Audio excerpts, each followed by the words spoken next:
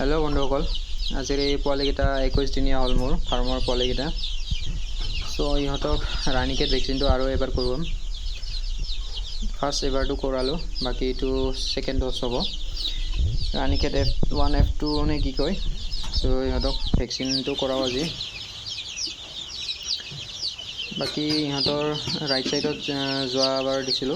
যোৱা প্ৰথমটো ৰাইট সাইডত দিছিলো ইবাৰে লেফট সাইডত কৰোৱাম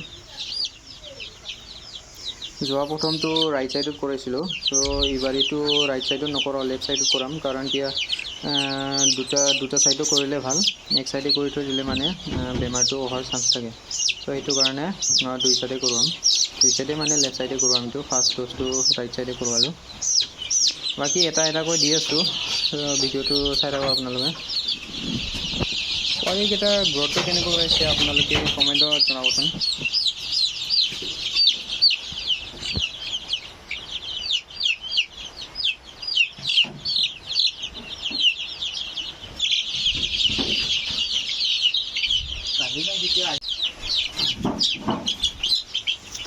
বাকিটো ভ্যাকসিনেশন কৰোৱা হৈ গ'ল বাকি ইগেটা আছে ইগেটাকো ভ্যাকসিনেশন কৰি আজি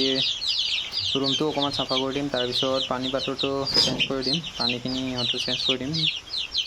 তাৰ পিছত ৰুমটো অকমান সাফা কৰি দিম লেতেৰা হৈ আছে তো বাকি আজি ভিডিও এটোৱে আছিল ৰাণীকেট ভ্যাকচিনটো দিলো